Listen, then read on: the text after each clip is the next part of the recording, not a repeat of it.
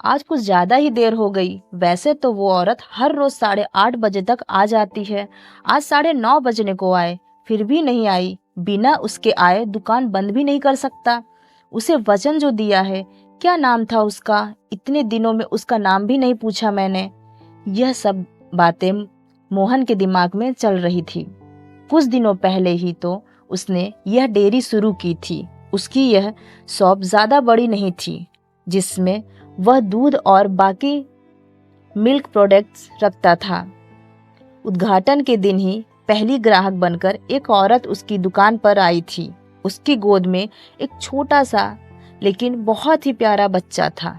उसने एक दूध की बोतल ली और मोहन से बोली, भैया अभी मेरे पास 10 रुपए हैं, बाकी के आपको कल दूँ तो चलेगा?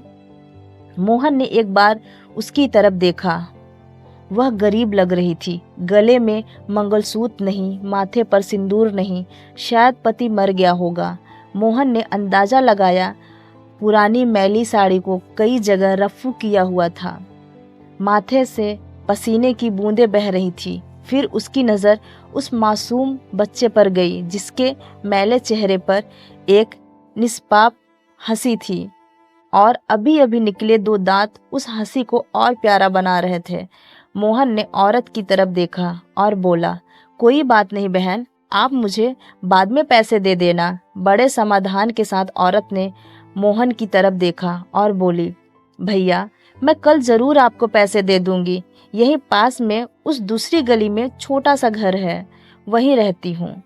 मोहन मुस्कुराते हुए बोला, कोई बात नहीं बहन, अगर कल पैसे न हो तो भी चलेगा। जब आपके पास पैसे होंगे तब दे देना।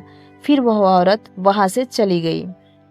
अगले दिन वह औरत पैसे लेकर डेयरी पर आई और पैसे मोहन को देने लगी। मोहन ने पैसे लेने से मना कर दिया और बोला, नहीं बहन, मैं ये पैसे नहीं ले सकता, क्योंकि कल आपने मेरी बोहनी की थी और उसी दिन मुझे 2000 का फायदा हुआ। आप मेरे लिए बहुत लकी साबित हुई, इसलिए ये पैसे मैं नहीं ले सकता। मोहन की बात सुनकर उस औरत को बहुत खुशी हुई। सालों बाद किसी ने उसे पहली बार लकी कहा था, वरना पति के निधन के बाद उसके ससुराल वालों ने उसे पनौती कहकर घर से निकाल दिया था। भैया रात को कितने बजे तक दुकान खुली रखते हैं? औरत ने पूछा। रात 8 बजे तक बंद कर देता हूँ, मोहन ने कहा। उसकी बात सुनकर औरत का चेहरा उदास हो गया। मोहन को समझते देर नहीं लगी।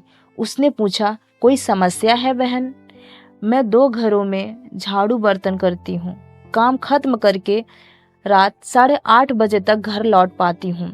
तब तक सब दुकानें बंद हो जाती हैं और मजबूरी में मुझे अपने बच्चे को भूखा पेट सुलाना पड़ता है। वह कुछ बोल नहीं सकता, उसी का फायदा उठाती हूँ। कहते हुए उस औरत का गला भर गया। औरत की बातें सुनकर मोहन को बहुत बुरा लगा। फिर वह बोला, आप चिंता मत कीजिए बहन, बिना आपको दूध दिए यह शॉप बंद नहीं होगी, लेकिन मेरी एक शर्त है। अपने आंसू पोंछते हुए औरत ने पूछा, क्या शर्त है? मोहन बोला, आप मुझे दूध के पैसे नहीं देंगी। यह सुनकर औरत की आंखें खुशी के आंसुओं से भर गई।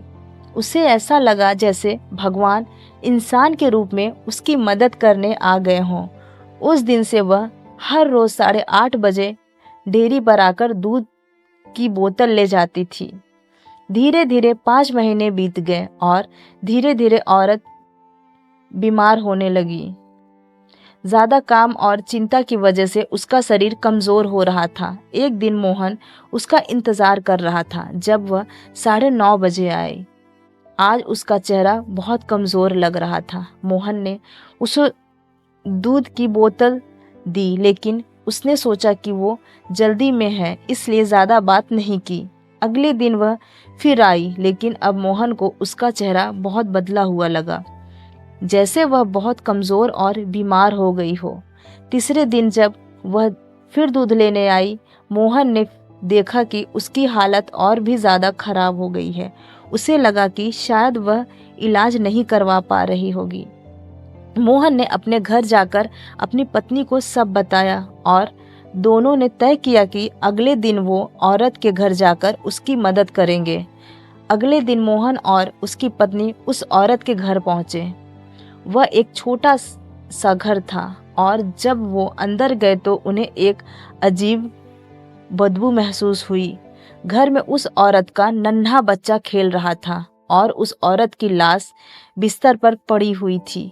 उसकी आंखें अपने बेटे को देख रही थी, मानो उसकी आखिरी सांसें भी सिर्फ अपने बच्चे के लिए जी रही हो। मोहन और उसकी पत्नी ने उस औरत का अंतिम संस्कार किया और उसके बच्चे को गोद ले लिया। मोहन को हमेशा लगता रहा कि उस बच्चे की माँ अब भी उसके साथ है और उस पर नजर रखे हुए है। इस कहानी से हमें यह सीख मिलती है कि दयालुता और मदद की भावना जीवन में बहुत महत्वपूर्ण है।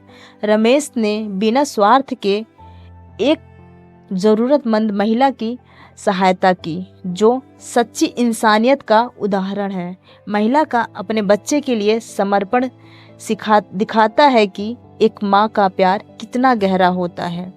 अंत में रमेश और उसकी पत्नी ने उस बच्चे को अपनाकर यह साबित किया कि कृपा और अपनत्व से बढ़कर किसी की जिंदगी बदल सकते हैं। दोस्तों, कहानी पसंद आई हो तो एक लाइक और अपने दोस्तों से शेयर करना ना भूलना। रोजाना ऐसे ही कहानी सुनने के लिए चैनल को सब्सक्राइब करना ना भूलें। धन्यवाद।